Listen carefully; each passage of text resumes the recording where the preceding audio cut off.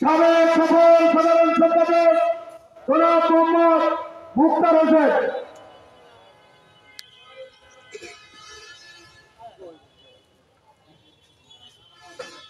আসসালামু আলাইকুম। ধন্যবাদ। ছোট ভাই উপস্থাপক আছেন। বিসমিল্লাহির রহমানির রহিম। বাংলাদেশ জাতীয়তাবাদী যুব দল আর আতাইকুলা ইউনিয়ন কর্তৃক আয়োজিত আজকের এই গণসংহত এবং রাষ্ট্র কাঠামো মেরামতের ৩১ দফার আলোচনা সভার সম্মানিত সভাপতি উপস্থিত রয়েছেন বাংলাদেশ জাতীয়তাবাদী ছাত্র দলের 11টি বিশ্ববিদ্যালয় কলেজের এক সময়কার কান্ডারি 24,000 ছাত্রছাত্রী উন্নয়নের মনে ছাত্র দলের সোনালী ফসল সাবেক কেন্দ্রীয় যুব দলের সদস্য, বর্তমানে যুবদল কেন্দ্রীয় শাখার নেতা, আজকের এই অনুষ্ঠানের মাধ্যমে আমার অত্যন্ত শ্রদ্ধাভাজন প্রিয় বড় ভাই মাসুদুল হক মাসুদ উপস্থিত রয়েছেন বাংলাদেশ জাতীয়তাবাদী যুব দল সাঁথিয়া উপজেলার বিপ্লবী আহ্বায়ক জনাব ইলিয়াস আহমেদ বিপ্লব ভাই উপস্থিত রয়েছেন বাংলাদেশ জাতীয়তাবাদী যুব দল সাঁথিয়া উপজেলা যুব দলের সংগ্রামী সদস্য সচিব মিজানুর রহমান বাদল। এখানে উপস্থিত রয়েছেন আমাদের শ্রদ্ধাভাজন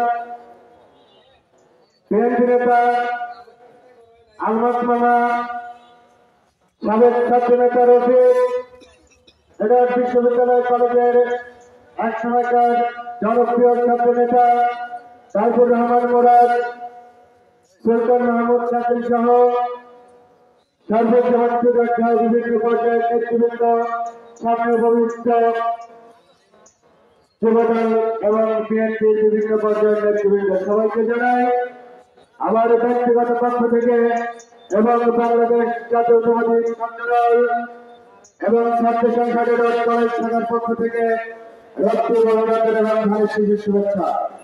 সুপ্রিয় ছাত্র বন্ধুরা আমার, আজকে আমি এখানে দুই কথা বলবো, যে কথাগুলো হয়তো আপনারা এর আগে কখনো শোনেননি, কারণ সেই সময় অনেকেই রাজনীতিতে আসেননি বা যারা রাজনীতি করেন তারা জানেন। এবার বিশ্ববিদ্যালয় কলেজে আমরা যখন রাজনীতি শুরু করেছিলাম তখন এসে পেয়েছিলাম মাসুদের মতো বেশ কয়েকজন ওই সময়কার ত্যাগী এবং অত্যন্ত বিচক্ষণ ছাত্র নেতৃবৃন্দ, যাদের স্নেহতলে আমরা রাজনীতি করে আজকে আমরা বাংলাদেশ জাতীয়তাবাদী দলের সৈনিক হতে পেরেছিলাম। বাংলাদেশ জাতীয়তাবাদী ছাত্রদল ওই সময় এবার বিশ্ববিদ্যালয় কলেজ মানে বাংলার রাজনীতির কেন্দ্রবিন্দু। সেই সময়ে মাসুদুল হক মাসুদ এবার বিশ্ববিদ্যালয় কলেজে একটি জায়গা করে গিয়েছিলেন। সেই জায়গাটি হচ্ছে ছাত্র সংসদের নির্বাচন। সেই নির্বাচনে ছাত্রদল মনোনীত সরকারের বিরুদ্ধে যে সোচ্চার করবার আন্দোলনের সৈনিকেরা ছিলেন, তার মধ্যে সেই প্রতিবাদ করার জন্য ছাত্র সংসদের নির্বাচন অনুষ্ঠিত হতে যাচ্ছিল। সেই ছাত্র সংসদে এজিএস মনোনীত হয়েছিল। আপনারা জানেন বাংলা শহরের আশপাশে ছাড়া বাইরে থেকে কখনোই এজিএস প্রার্থী দেওয়া হয় না। মাসুদুল হক মাসুদ সে এজিএস প্রার্থী দিয়েছিল। অত্যন্ত জনপ্রিয় এবং বিধান সাজার কারণে সেই সময় মাসুদুল হক মাসুদ ওই রকম একটি প্রত্যাশিত ছাত্র নেতার পদ অলঙ্কৃত করতে পেরেছিলেন। আজকে মাসুদুল হক মাসুদ সেই ছাত্রদল করার অবস্থা থেকে আজকে পর্যন্ত কেন্দ্রে অবস্থান তৈরি করেছেন। একদিনের কারণে আস্তে আস্তে আস্তে আস্তে তার ভিড় করেছেন। আজকে আমি সাথিয়া বেলা এক আসনের জন্য মাসুদুল হক মাসুদ যে সততা এবং ন্যায় নিষ্ঠা এবং যোগ্যতার প্রমাণ রেখেছেন তার পরিপ্রেক্ষিতে বলতে চাই, আপনারা সর্বস্তর থেকে আজ তুলুন মাসুদুল হক মাসুদ হবে এই সাথিয়া বেলার আগামী সংসদ নির্বাচনের কাণ্ডারি।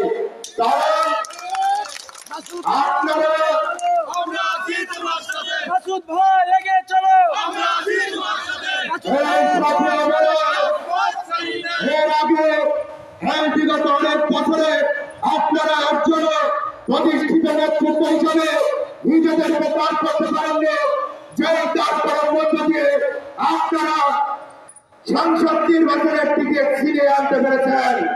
সাথে বন্ধুরা আমার, আজকে যখন একজন যোগ্য নেতৃত্ব আপনাদের সামনে এসে হাজির হয়েছে, আপনারা তাকে আলিঙ্গন করে এবং বরণ করে প্রত্যেকটা ঘর থেকে প্রত্যেকটা জনগণ থেকে আপনারা একটি আওয়াজ তুলুন, মাসুদুল হক মাসুদ হবে আগামী দিনে পাবনা 1 আসনের জাতীয় সংসদের যোগ্য প্রার্থী। পরিশেষে সবাইকে ধন্যবাদ এবং সালাম জানিয়ে আমি আমার বক্তব্য শেষ করছি। আল্লাহ হাফেজ। বাংলাদেশ জিন্দাবাদ, বাংলাদেশ জাতীয়তাবাদী দল জিন্দাবাদ, শহীদ জাহাবর হক বেগম খালেদা জিয়া জিন্দাবাদ, তারুণ্যের অহংকার তারেক রহমান ফিরে এসো, বাংলাদেশ তোমার অপেক্ষায়। ধন্যবাদ সবাইকে। ধন্যবাদ মুখ্য ভাইকে। প্রিয় উপস্থিতি, আমাদের মাঝে উপস্থিত রয়েছেন বাংলাদেশ জাতীয়তাবাদী যুবদল সাথিয়া পৌর শাখার অন্যতম যুগ্ম আহ্বায়ক জনাব মোহাম্মদ আতিকুজ্জামান সদর। প্রিয় উপস্থিতি, আমাদের মাঝে আরো উপস্থিত রয়েছেন বাংলাদেশ জাতীয়তাবাদী যুবদল পাবনা সদর উপজেলা শাখার অন্যতম যুগ্ম আহ্বায়ক আতাইকুল্লাহ ইউনিয়ন যুবদলের সম্মানিত সভাপতি জনাব মোহাম্মদ রেলওয়ে করিম স্বপন ভাই। এছাড়া উপস্থিত রয়েছেন আতাইকুল্লাহ ইউনিয়ন যুবদলের সম্মানিত সাধারণ সম্পাদক জনাব মোহাম্মদ আবুল বাশার। প্রিয় উপস্থিতি, এ পর্যায়ে আমাদের মধ্যে বক্তব্য রাখছেন আজকের অনুষ্ঠানে বিশেষ অতিথি বাংলাদেশ জাতীয়তাবাদী যুবদল সাথিয়া উপজেলা শাখার সাবেক সাধারণ সম্পাদক, বর্তমান সাথিয়া উপজেলা যুবদলের আহ্বায়ক জনাব মোহাম্মদ ইলিয়াস আহমেদ বিপ্লব ভাই।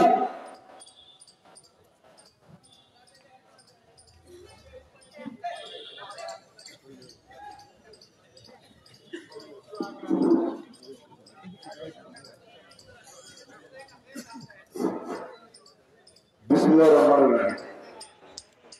বাংলাদেশ জাতীয়তাবাদী যুবদল আর আতাইকুল্লাহ ইউনিয়ন শাখা কর্তৃক আয়োজিত আজকের এই গণসাক্ষাৎ কর্মসূচি আলোচনা সভার স্নেহস্পদ ছোট ভাই রাজীবের সভাপতিত্বে মঞ্চে উপবিষ্ট আছেন বাংলাদেশ জাতীয়তাবাদী ছাত্র দলের সাবেক সোনালী ফসল, বাংলাদেশ জাতীয়তাবাদী যুবদল সদ্য বিলুপ্ত কমিটির সম্মানিত সদস্য, কেন্দ্রীয় যুবদলের অন্যতম নেতা আমার বন্ধু ভাই মাসুদুল হক মাসুদ। মঞ্চে উপবিষ্ট আছেন বাংলাদেশ জাতীয়তাবাদী যুবদল সাথিয়া উপজেলা শাখার সংগ্রামী সদস্য সচিব স্নেহস্পদ ছোট ভাই মিজানুর রহমান বাবুল। উপস্থিত আছেন সাথিয়া উপজেলা শ্রমিক দলের সংগ্রামী সভাপতি বড় ভাই মাহবুবুর হাসান কিশোর। মঞ্চে উপবিষ্ট আছেন বাংলাদেশ জাতীয়তাবাদী যুবদল সাথিয়া উপজেলা শাখার অন্যতম যুগ্ম আহ্বায়ক মামুন হোসেন রাসেল, যুগ্ম আহ্বায়ক রাতুল ইসলাম রানা, যুগ্ম আহ্বায়ক রাতুল ইসলাম রানা সহ বাংলাদেশ জাতীয়তাবাদী যুবদল বিএনপি অঙ্গ সংগঠনের নেতৃবৃন্দ। মঞ্চের সামনে ভূমিষ্ঠ বাংলাদেশ জাতীয়তাবাদী যুবদল বিএনপি ও অঙ্গ সংগঠনের নেতৃবৃন্দ। সবাইকে জানাই আমার প্রাণের যে সংগঠন বাংলাদেশ জাতীয়তাবাদী যুবদল সাথিয়া উপজেলা শাখার পক্ষ থেকে সংগ্রামী অভিনন্দন। প্রিয় ভাইরা, আজকে আমরা এখানে উপস্থিত হয়েছি, কিসের জন্য উপস্থিত হয়েছি একটু হলেও আপনারা আজ করতে পেরেছেন। প্রিয় ভাইরা, আমাদের দেশটাও আমাদের বিএনপির ভারপ্রাপ্ত চেয়ারম্যান জনাব তারেক রহমান ইতিমধ্যে 31 দফা দিয়েছেন। এই 31 দফা দিয়েছেন এই কারণে দিয়েছেন, এই 31 দফা আমরা যদি বাংলার মাটিতে বাংলাদেশে যদি এই 31 দফা আমরা বাস্তবায়ন করতে পারি, তাহলে বাংলাদেশের মানুষের ভোটার অধিকারের কোনো ঘাটতি থাকবে না, বাংলাদেশের মানুষের বাক স্বাধীনতার কোনো ঘাটতি থাকবে না, বাংলাদেশের মানুষের চলাফেরার নিরাপত্তার কোনো ঘাটতি থাকবে না। যেমন বাংলাদেশের মানুষ যেমন কি করে নিরাপত্তাহীনতায় ভুগেছেন, ঘরে থাকলেই খুব বাইরে বেরোলেই খুব, এটা নিত্যদিনের সঙ্গে হয়ে দাঁড়িয়েছে। তাই আজকে তো তারেক রহমান যে 31 দফা দিয়েছেন, এই 31 দফা আমরা যদি বাংলাদেশের মানুষের প্রতিটি ঘরে ঘরে পৌঁছে দিতে পারি, তাহলে বাংলাদেশ একটি স্বনির্ভরশীল বাংলাদেশে পরিণত হবে। প্রিয় ভাই আমার, তাই প্রিয় ভাই আমার, আজকে আমরা সাথে উপজেলা যুবদল, আমাদের বাংলাদেশ জাতীয়তাবাদী যুবদলের কেন্দ্রীয় নির্বাহী কমিটির অন্যতম নেতা মাসুদের নির্দেশে তার সহযোগিতায় আমরা ইতিমধ্যে সাথিয়ার প্রতিটি ঘরে ঘরে এই 31 দফা পৌঁছে দেওয়ার জন্য আমরা 50,000 লিফলেট ছাপিয়েছি। প্রিয় ভাইরা, আমরা চাই বাংলাদেশকে নতুন করে গড়তে, আমরা চাই বাংলাদেশকে বহির্বিশ্বের মানচিত্রে একটি সুখী সমৃদ্ধিশালী দেশ হিসেবে গড়ে রাখতে। প্রিয় ভাইরা, যেমনটি করে 15 আগস্টে শেখ মুজিবের হত্যার পরে বাংলাদেশের সিপাহী চলাকালীন শহীদ প্রেসিডেন্ট জিয়া রহমানকে বাংলাদেশের ক্ষমতা ভাগ দিয়েছিলেন। কি করেছিলেন? মাত্র 2.5 বছরের শাসনামলে শহীদ প্রেসিডেন্ট জিয়া রহমান বাংলাদেশকে একটি স্বনির্ভরশীল দেশ হিসেবে পরিচিত করেছিলেন এবং বহির্বিশ্বের মানচিত্রে বাংলাদেশকে স্থান করে দিয়েছিলেন। প্রিয় ভাইরা আমার, আমরা এমন একটি দেশ চাই। আজকে যে প্রায় 17টি বছর আওয়ামী লীগ ক্ষমতায় থাকার পর বাংলাদেশে এমন কোন সেক্টর ছিল না বাংলাদেশ সেক্টরগুলো ধ্বংস করেনি। প্রিয় ভাইরা আমার, বাংলাদেশ আওয়ামী লীগের অত্যাচারে মানুষ কথা বলতে ভয় পেয়েছে। এখনো শেখ হাসিনা ভারতে পালিয়ে থাকলে তার দোষরা কিন্তু থামিয়ে নেই, তারা চক্রান্ত এখনো চালিয়ে যাচ্ছে। প্রিয় ভাইরা আমার, আমাদের বেছে বেছে যেমনটি করে আওয়ামী লীগ ক্ষমতায় থাকার পর যুবতীদেরকে হত্যা করা হয়েছিল, এখনো সেটা অব্যাহত রেখেছেন। আপনারা জানেন কি জানেন না, গতকালকে আমাদের ক্ষেত্রপাড়া ইউনিয়ন যুবদলের 8 নম্বর যুবদলের সাধারণ সম্পাদককে আওয়ামী লীগের মেম্বার সহ তার গুন্ডা দশরা মিলে তাকে হত্যার উদ্দেশ্যে আক্রমণ করেছিল। প্রিয় ভাইরা আমার, তিনি এখন বর্তমানে সাথিয়া হাসপাতালে ভর্তি আছেন। আমরা গতকালকে তাকে দেখতে গিয়েছিলাম। প্রিয় ভাইরা আমার, আজকে আমি প্রশাসনের উদ্দেশ্যে বলতে চাই, একটি কথা বলতে চাই। আজকে যুবলীগের উপর আক্রমণ হচ্ছে, আক্রমণ করছে। আপনারা যদি এর সঠিক ব্যবস্থা না নেন, আমরা দলীয় সিদ্ধান্ত নিতে কিন্তু বাধ্য হবো। প্রিয় ভাইরা, এই এলাকাগুলোতে আমি ইতিমধ্যে এসেছিলাম, দেখেছি আমাদের যুবনেতাকে এই নাগপুরে হত্যার উদ্দেশ্যে হামলা করা হয়েছিল। কয়েকজন যুবনেতা পাটনা সদর হাসপাতালে ভর্তি হয়েছিল। প্রিয় ভাইরা, একের পর এক হত্যার উদ্দেশ্যে তাদেরকে হত্যার উদ্দেশ্যে আক্রমণ করা হচ্ছে।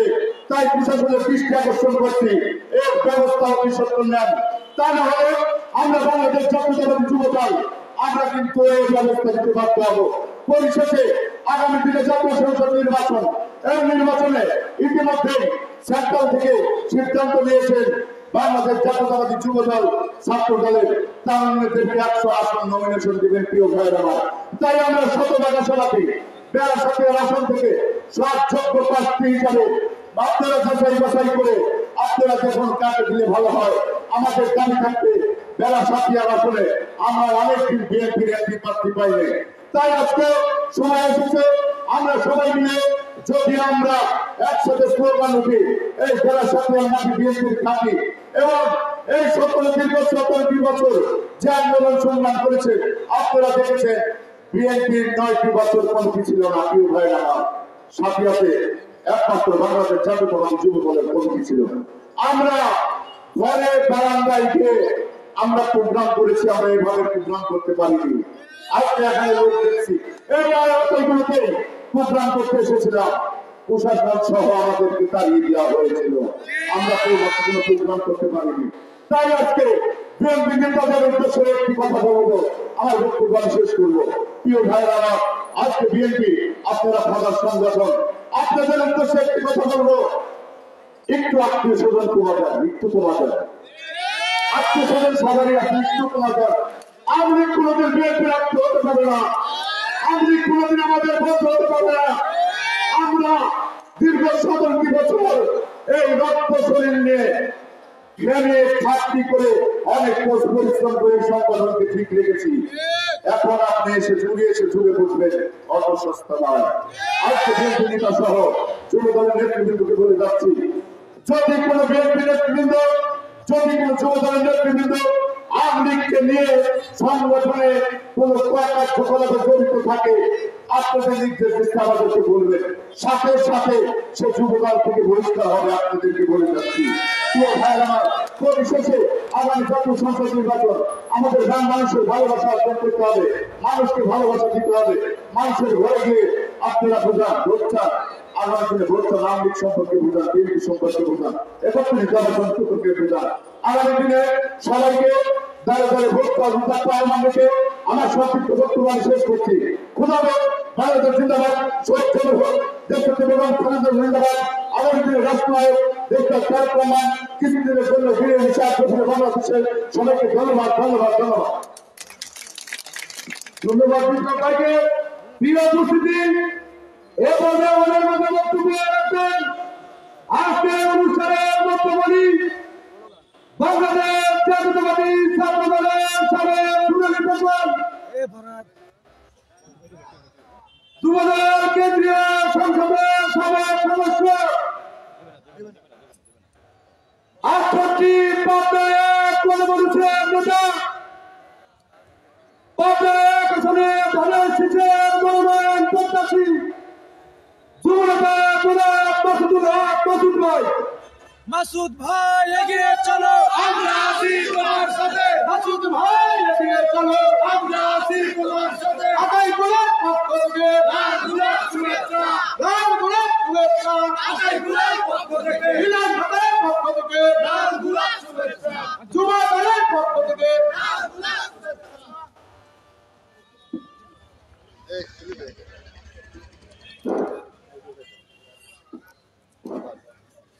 বিসমিল্লাহির রহমানির রহিম। সংগ্রামী উপস্থিতি, আজকে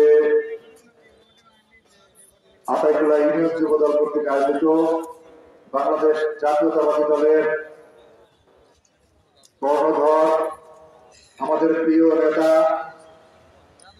ভারপ্রাপ্ত চেয়ারম্যান জনাব তারেক রহমানের 31 দফা রাষ্ট্র কাঠামো মেরামতের যে কর্মসূচি, সেই কর্মসূচিকে লক্ষ্য করে গণসাক্ষাৎ এবং আলোচনা সভা, প্রিয় বন্ধুরা, আজকের আলোচনা সভার সম্মানিত সভাপতি আতাইকুলা ইউনিয়ন যুবদলের সম্মানিত সভাপতি উপস্থিত রাজীব সহ উপস্থিত আছেন উপজেলা নেতৃবৃন্দ, বাংলাদেশ জাতীয়তাবাদী শ্রমিক দলের সাথিয়া উপজেলার সম্মানিত সভাপতি, আমার অত্যন্ত শ্রদ্ধাভাজন বড় ভাই মাহবুবে আজাদ পিটু ভাই, আরো উপস্থিত আছেন বিএনপি সহ বিভিন্ন অঙ্গ সহযোগী সংগঠনের বন্ধুরা, প্রিয় বন্ধুরা আমার। আজকে আমার কিসের জন্য এখানে এসেছি? আজকের প্রোগ্রামটা কি প্রোগ্রাম? 31 দফা রাষ্ট্র কাঠামো মেরামতের বাস্তবায়নের প্রোগ্রাম না? এই 31 দফাকে আপনাদের হাতে আছে? সবাই একটু খুলে একটু উপরে ধরাত, আপনার হাতের উপরে ধরেন, উপর দিয়ে ধরেন, উপর দিয়ে। হ্যাঁ, এই আজকের প্রোগ্রাম এইটাই। এটা উপরে তুলে ধরতে বলার একটা যে বিষয়টা আমি অনুভব করেছিলাম, কিছুটা বাস্তবতা আছে। অনেকের কাছে এটা অনেক ভাগ হয়েছে, অনেক ভাগ হয়ে পকেটে মাথায় যেতে যেতে রাস্তায় পড়েও যেতে পারে। আমি আপনাদের কাছে স্বনির্বন্ধ অনুরোধ করবো প্রিয় বন্ধুরা। আজকে আমরা যে সংস্কার প্রস্তাব নিয়ে এখানে আলোচনায় বসেছি, হাজার হাজার মাইল দূরে বসে থেকেও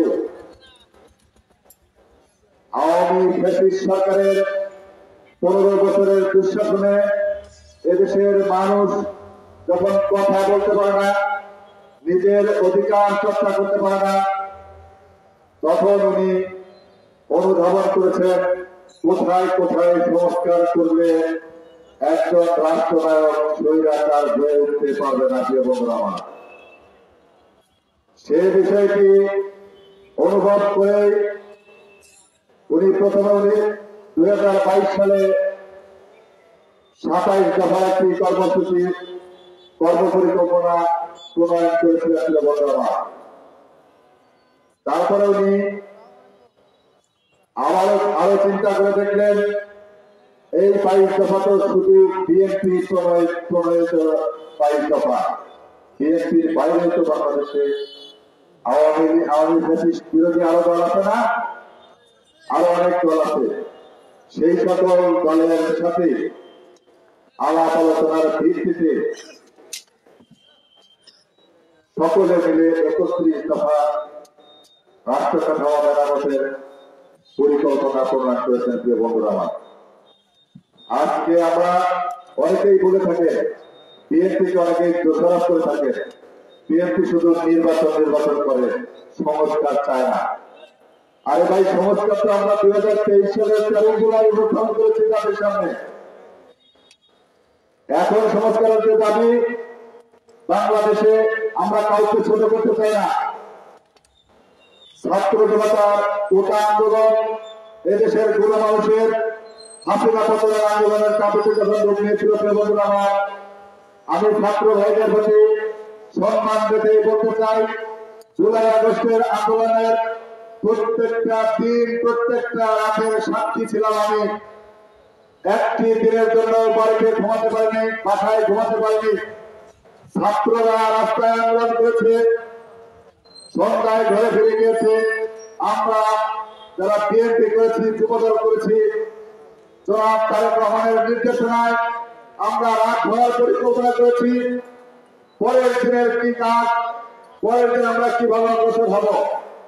কেননা আপনারা দেখেছেন, ফ্যাসিবাদী সরকার প্রত্যেক দিনে আলাদা আলাদা ভাবে আমাদেরকে দমন করবার জন্য বিভিন্ন বাহিনী গেলিয়ে দিয়েছিল। প্রিয় বন্ধুরা আমার, আজকে ছাত্রদের মাঝে, ছাত্রদের মাঝ থেকে যে সংস্কার এসেছে, এই সংস্কার আমরাও চাই।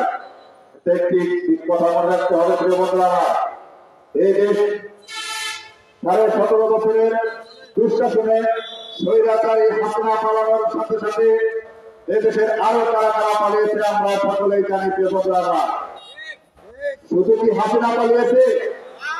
হাসিনার 300 এমপি একসাথে পালাইছে।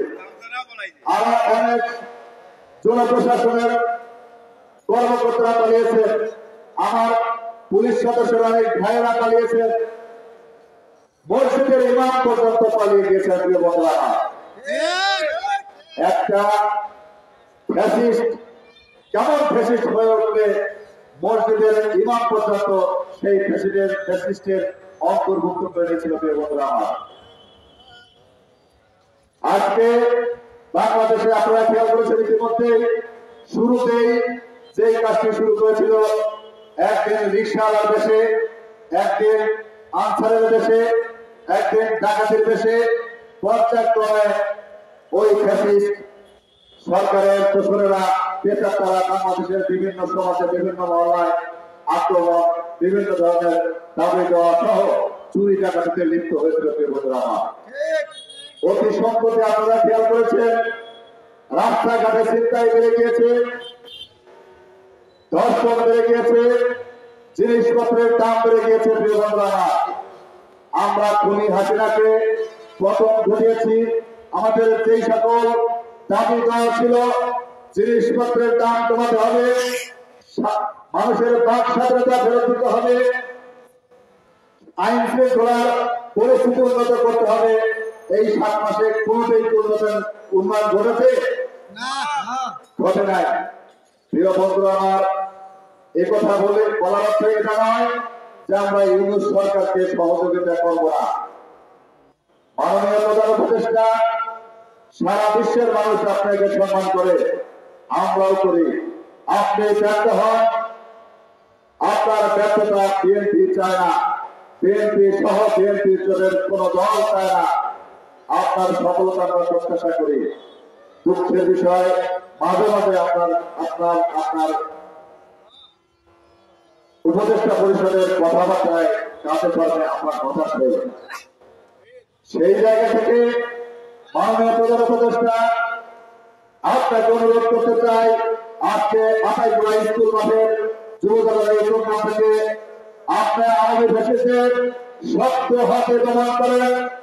এ দেশের জন্য যেটা করলাম, এদেশের আবহাওয়ার মানুষের চাহিদা যেটা, মানুষ যেটা চায়, আপনার সেটা বাস্তবায়ন করেন। আপনার সাথে দেশের মানুষ আছে, বাংলাদেশ জাতীয়তাবাদী দল আছে, বাংলাদেশ জাতীয়তাবাদের বিশ্বাস করে প্রায় সকল দলের সাথে আছে। বন্ধুরা আমার, প্রিয় বন্ধুরা আমার, আমরা লক্ষ্য করেছি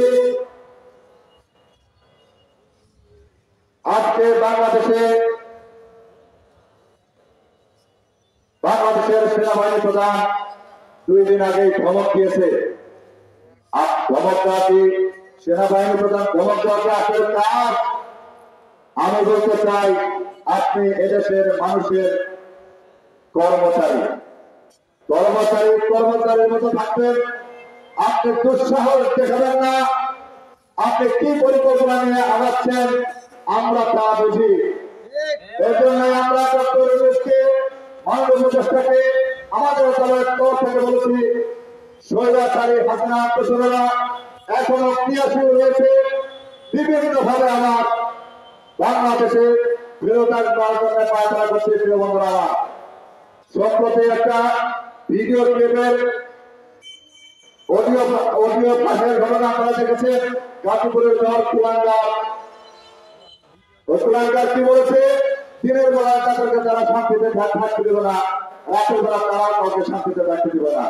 আরে ভাই, তোমরা তো দাঁড়িয়েছে দেশের মানুষকে 17 বছর ধরে, তোমরা এদেশ থেকে তোমাদের নেতা কর্মী, তোমাদের নেত্রী পালিয়ে যাওয়ার পরে একজন আওয়ামী লীগের নেতা বলতে পারবে যে বিএনপির কোন নেতা তাকে আক্রমণ করেছে, তার বাড়ি মন্তব্য করেছে, তার টোটাল লুটপাট করেছে। প্রিয় বন্ধুরা, আজকে আমরা সরকারের প্রতি সম্মান রেখে কথা বলতে চাই। একে অপরের প্রতি আমরা সহনশীল থাকবো, একে অপরের প্রতি আমরা শ্রদ্ধাশীল থাকবো। আমি যদি কোন দলের বিপক্ষে বলতে চাই, 2 দিন 4 দিন পর্যন্ত বলতে পারবো, এটা আমার নেশা না। কালকে আপনারা খেয়াল করেছেন, দেশ নেত্রী বেগম খালেদা জিয়া সুপ্রিয়ভাবে অত্যন্ত সময় বলতে একটি বক্তব্য রেখেছে। এই মুহূর্তে জাতিকে স্মার্ট করে ঐক্যবদ্ধ থাকতে হবে। স্মার্ট করে ঐক্যবদ্ধতার মধ্যে দিয়ে এই অন্তর্বর্তীকালীন সরকারের মাধ্যমে একটি সুন্দর নিরপেক্ষ নির্বাচনের মধ্য দিয়ে জনগণের প্রত্যাশা অনুযায়ী জনগণের নির্বাচিত প্রতিনিধির কাছে ক্ষমতা হস্তান্তর করতে হবে। প্রিয় বন্ধুরা আমার, তারেক রহমানের বক্তব্য আপনারা খেয়াল করেছেন, এইটা যেহেতু জনসভা না, এটা কিন্তু কর্মী সভা। জনসভা হলে আমি এখন যে কথাটি বলতে চাই, এই কথাটি বলতাম। আপনি বন্ধুরা আমার সামনে উপবিষ্ট আছেন আমার দলের নেতা কর্মী জনাব তারেক রহমানের 5 আগস্টের পর থেকে বক্তব্য উনি যে বক্তব্য দিয়ে যাচ্ছেন, আমরা অনেকেই বিএনপি, যুবদল, অঙ্গ সংগঠন সহ বিভিন্ন পর্যায়ের নেতা কর্মী হওয়ার পরেও আমরা তার বক্তব্যকে কোথাও কোথাও উপেক্ষিত হতে দেখেছি। প্রিয় বন্ধুরা, আমি বলতে চাই, আপনারা যদি বিএনপি করেন, যুবদল করেন, বিএনপির বিভিন্ন অঙ্গ সংগঠনের রাজনীতি করেন, এই দলের চেয়ারপারসন, এই দলের ভারপ্রাপ্ত চেয়ারম্যান জনাব তারেক রহমানের ভাষা বুঝতে হবে। উনি কি বলতে চায় সেটি বুঝতে হবে। উনি ওই কথাগুলো বলছেন, যে কথাগুলো উনি 1000 মাইল দূরে থাকলেও বাংলার বাতাসে কান পেতে এদেশের মানুষের আপামর জনতার মনের কথা তিনি শুনতে পান। প্রিয় বন্ধুরা, সেই জন্যই তিনি বলেছেন মানুষের সাথে থাকতে হবে, জনগণের পাশে থাকতে হবে, নিজেদের মধ্যে ভেদাভেদ ভুলে গিয়ে মানুষের উপকার করতে হবে। মানুষের পাশে থাকলেই কেবল মানুষের ভোটে নির্বাচিত হয়ে বিএনপি দেশের ক্ষমতার দায়িত্বে আসতে পারবে।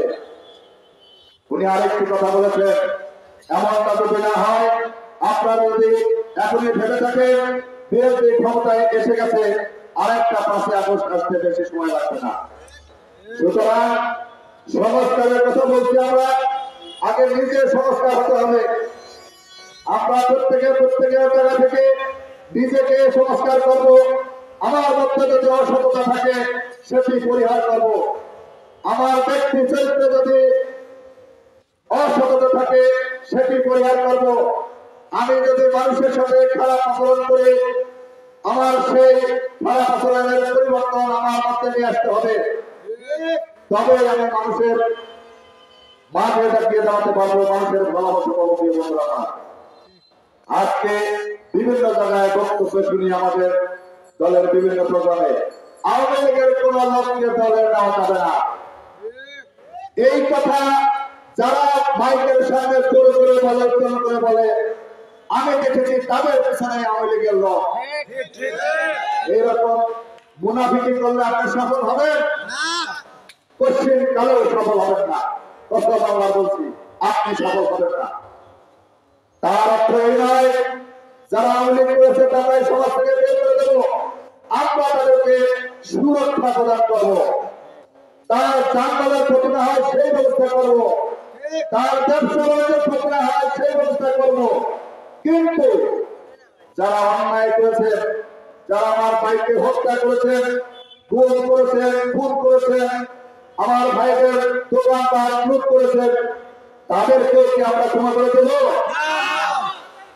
তবে আইন নিজের হাতে আমরা তুলে দেব না। আমরা সময়ের অপেক্ষায় আছি। এদেশের মানুষের তারা যাব, তারেক রহমানের 31 দফা মানুষকে বোঝাবো।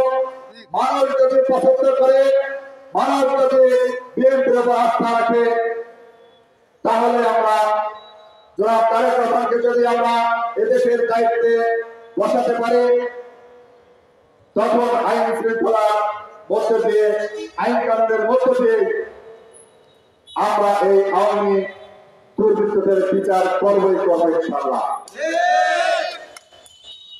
প্রিয় বন্ধুরা আমার, আজকে আরো একটি কথা বলতে চাই। আপনারা ইতিমধ্যে বিভিন্ন আলাপ আলোচনার মধ্যে দিয়ে, সরকার এবং সরকারের বাইরে বিভিন্ন আলাপ আলোচনার মধ্যে দিয়ে হয়তো অনুধাবন করতে পেরেছেন নির্বাচন এই ইন্টেরিয়াম সরকারকে ডিসেম্বরের মধ্যেই দিতে হবে। আজকে নির্বাচন কমিশনার তার শুরু দেখলাম নরম হয়ে গেছে। উনি বলেছেন ডিসেম্বরকে সম্ভাব্য তারিখ ধরেই তারা কাজ শুরু করেছে। গতকালকে একজন উপদেষ্টা বলেছেন, নির্বাচন কমিশনার বলেছেন আগে স্থানীয় নির্বাচন না, আমরা জাতীয় নির্বাচন নিয়ে ভাবছি। সুতরাং সামনে যে নির্বাচন, এই নির্বাচনে আমার অনেক ভাই যুবদলের ভাই বলেছে, আমি কাউকে ছোট করে ছোট করতে চাই না, যারা আমরা বিএনপি করেছি আমরা প্রত্যেকে নির্যাতিত। কিন্তু একথাও মনে রাখতে হবে, সকলের সক্ষমতা একরকম নয়। আপনি যুবদল করেছেন, আপনি যুবদলের একজন নেতা হিসেবে আপনি যেরকম সাহসিকতা দেখাতে পেরেছেন, আমার আরেক যুবদলের ভাই সেরকম সাহসিকতা দেখাতে পারে নাই, আবার আওয়ামী লীগের সাথে আঘাতও করে নাই। তাহলে তাকে কি বাড়তি আমাদের হবে? বিএনপির মধ্যে এরকম আছে, সব অঙ্গ সহযোগী সংগঠনের মধ্যে এরকম আছে। সম্মুখ সারিতে থেকে যারা জেল কেটেছেন, মার খেয়েছেন, নির্যাতিত হয়েছেন, আর্থিকভাবে ক্ষতিগ্রস্ত হয়েছেন, তারা থাকবেন সামনে। তারা ভয়ে পরিচয় দিতে পারেন নাই, অথচ বিএনপি করেছেন মনে প্রাণে, তারা থাকবেন তার পিছনে। 5 তারিখের পরে যারা বিএনপি হয়েছে তারা থাকবেন কারো পিছনে। আজকে আওয়ামী লীগের কোন ধরনের কর্মকাণ্ড নাই, আওয়ামী লীগের কোনো মানুষকে যদি আপনারা বিএনপিতে নিতে চান, তা থাকবে আরো পিছনে 6 মাস, 1 বছর, 2 বছর পরীক্ষা দিতে আপনার বিএনপি হবে। তার আগে আপনার বিএনপি হতে পারবেন না। কোন নেতা, আমি প্রত্যেকটা নেতাকে সম্মান প্রদর্শন করে বলতে চাই, বিএনপি সহ সকল অঙ্গ সহযোগী সংগঠনের প্রত্যেক নেতাকে সম্মান রেখে বলতে চাই, কোন আওয়ামী দোষরকে যদি আপনি টাকা দেন, সেই কারণে যদি আপনি এই সমাজের কাছে অপদস্থ হন, তাহলে তার দায়ভার দল দেবে না। আমার ভাইকে আওয়ামী লীগের যে নেতা আমার চোখের সামনে মেরেছে, তাকে নিয়ে আপনার সাথে করে ঘুরে বেড়াবেন, আমি সেটা দেখে চলবো, এটা হবে না। আমি তার প্রতিশোধ নিতে গিয়ে আপনার যদি কোনো ক্ষতি হয়, তার পরিণতির ভোগ আপনাকে ভোগ করতে হবে। প্রিয় বন্ধুরা, আমার এই কথা বলার অর্থ এটা নয়, আমি আবারও বলি, আইন আমরা দিতে তুলে দেবো না। আবার আওয়ামী লীগকে এই দলের পদ পদবিতে জায়গা দেবে, এটাও আপনারা মেনে নিব। প্রিয় বন্ধুরা, আমরা এখানে প্রায় সকলেই মুসলিম। হযরত বেলাল নাম শুনেছি আমরা, মুহাম্মদ সাল্লাল্লাহু আলাইহি ওয়াসাল্লাম একজন প্রকৃষ্ট সাহাবা, শুনেছি। ওনার চেহারা কি খুব সুন্দর ছিল, সবচেয়ে কালো খুশির চেহারা ছিল, নবীজির সবচেয়ে কাছের মানুষ ছিল। আজকে বিএনপি করা কোনো ভাই, যুবদল করা কোনো ভাই, তার চেহারা যত খারাপ হোক, সে অশিক্ষিত হোক, সে যত গরিব হোক, তার গায়ের কাপড় যত মারা থাকুক, সে আমার ভাই, নেতৃত্ব তার হাতেই যাবে।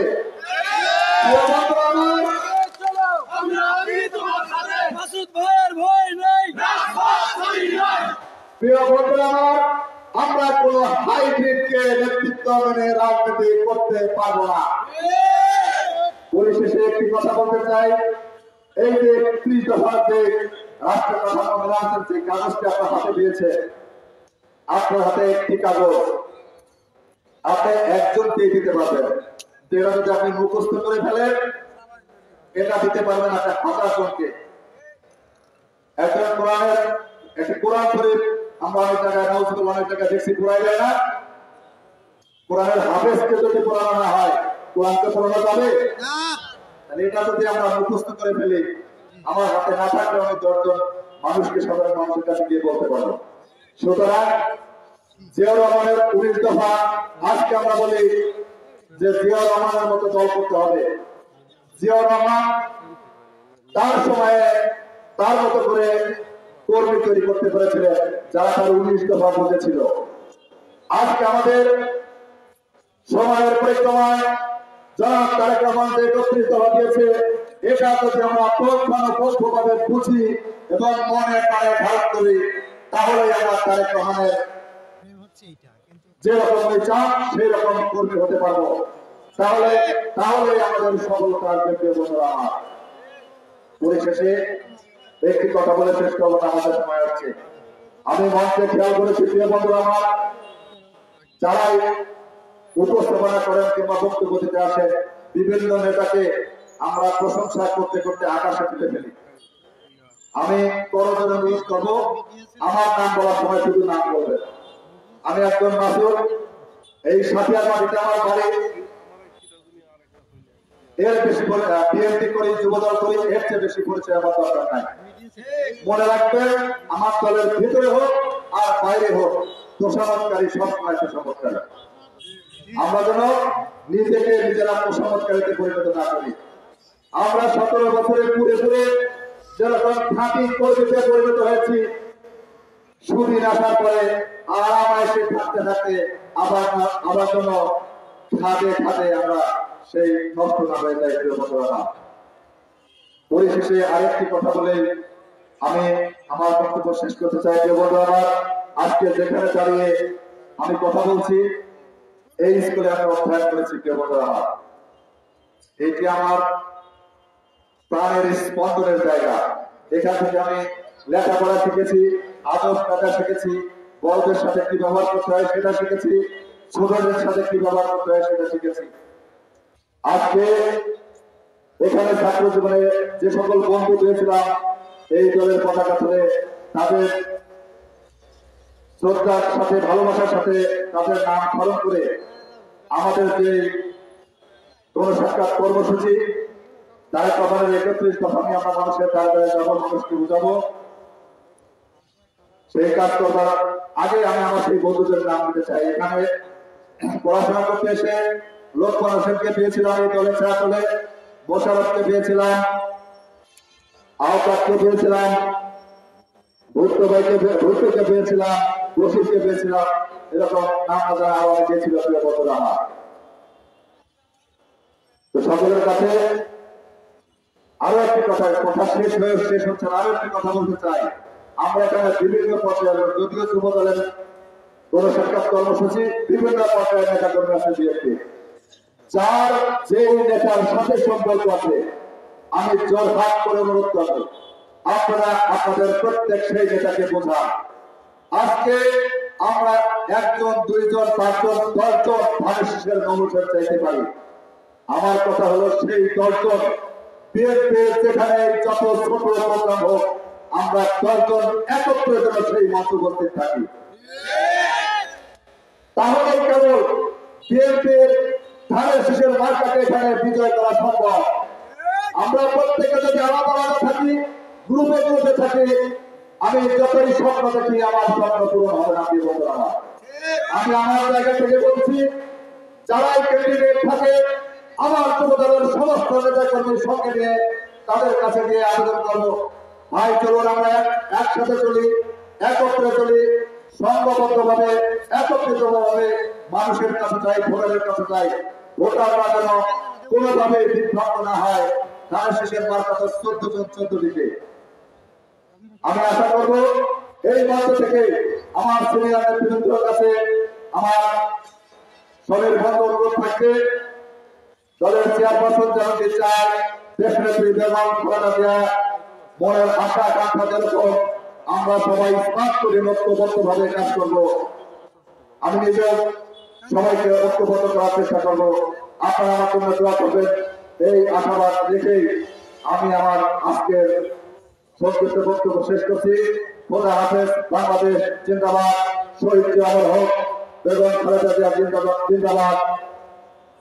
জনাব তারেক রহমান বীরের দেশে আসবে ফিরে বাংলাদেশে। আগামী নির্বাচনে বিজয় হোক ধানের শীষে। সবাইকে ধন্যবাদ।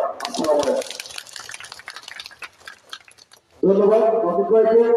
প্রিয় উপস্থিতি, এবারে আপনারা এই অনুষ্ঠানে সমাপনী বক্তব্য রাখবেন আপনার গণসাক্ষাৎ কর্মসূচি সম্মানিত সভাপতি জনাব মোহাম্মদ ইহতেশামুল হক রাজি।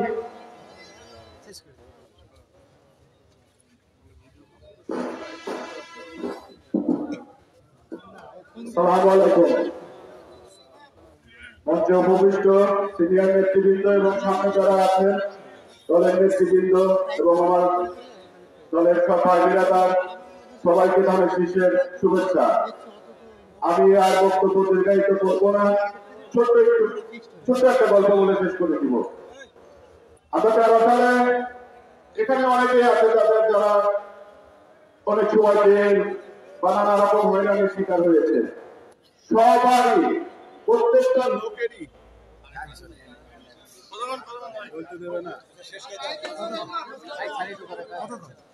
তো জেল জীবনের ছোট্ট একটা গল্প দিয়ে শেষ করব।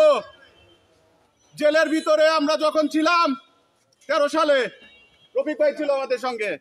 আমরা নামাজ শেষ করে আরো অনেকে ছিল, নাম বললাম না বা নাম সবার বললে পরে অনেকেই আছে। রফিক ভাই ছিল, আলমাস কাকা ছিল, রতন ভাই ছিল।